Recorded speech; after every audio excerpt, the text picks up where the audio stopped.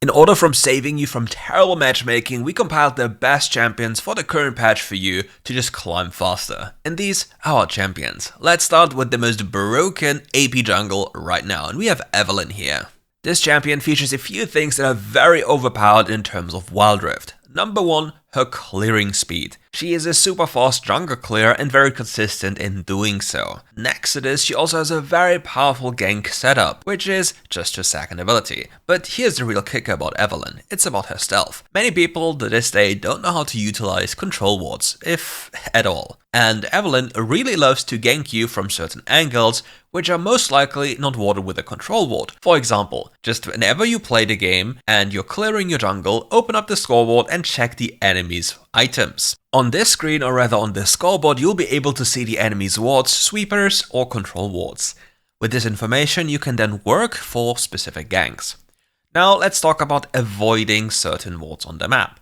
There are certain keywords which are always placed when it comes to the Baron lane, or the mid lane, or the bot lane, or Dragon lane.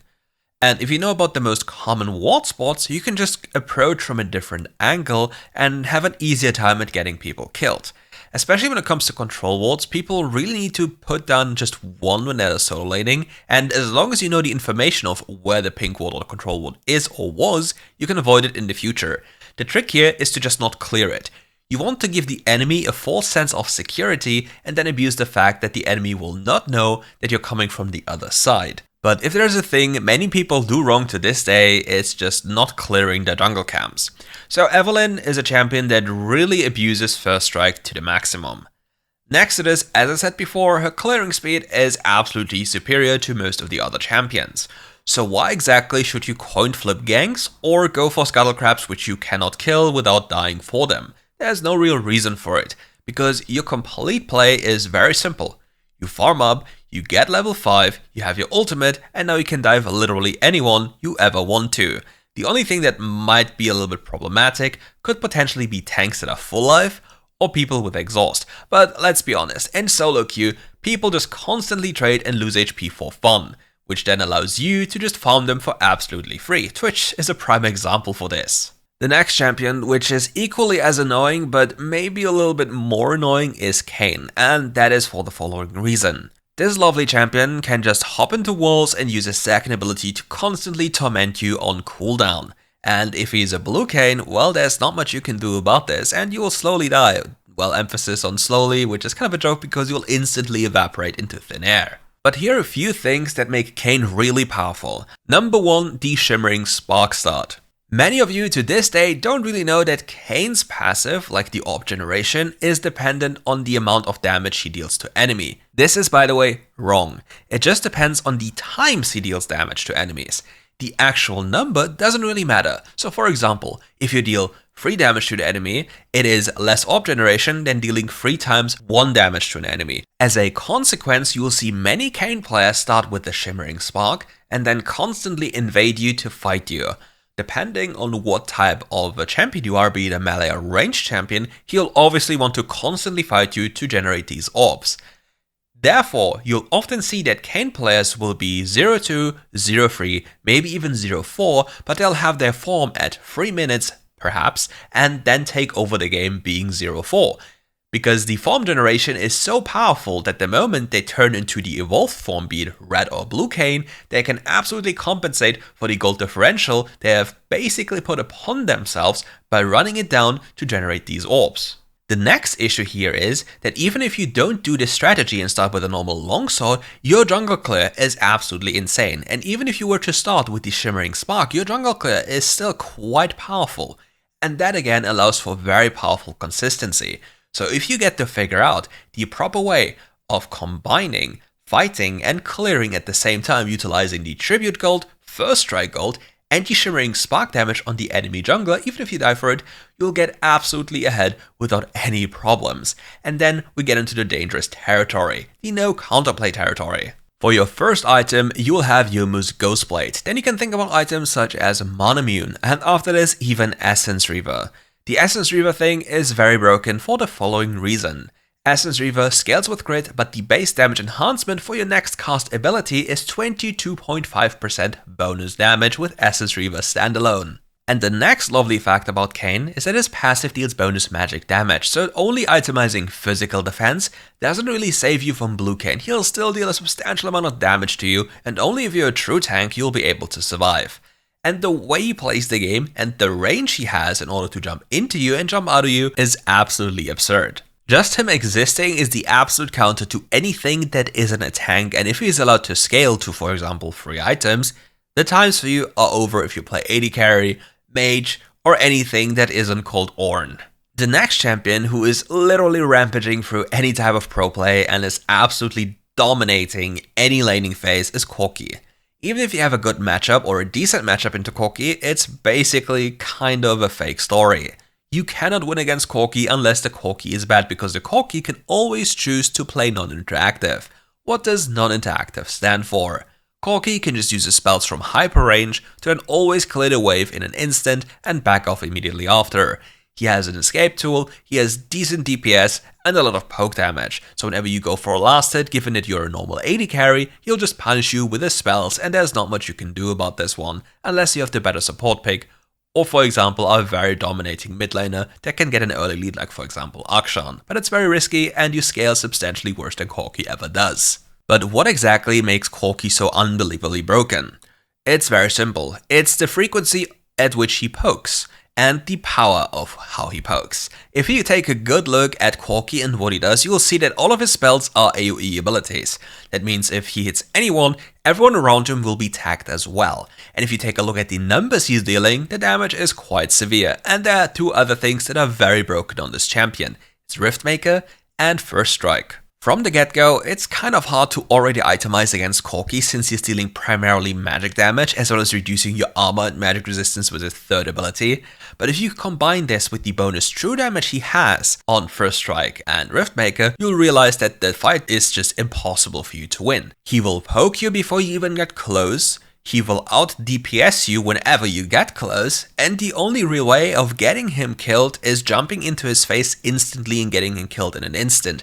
However, his counterplay available is his second ability, his exhaust, his stasis, or even his package if it's available. And that is another thing that makes Corki so unbelievably powerful. The moment you have package available to you, you can basically frontline for your team because you can just walk up and avoid any type of crowd control if you hover your package. If the enemy then commits onto you, they'll jump on your trail and be slowed for eternity while also getting DPS'd by your burn. Alternatively, you can be very aggressive or completely cut off an enemy from a fight by using your package more strategically.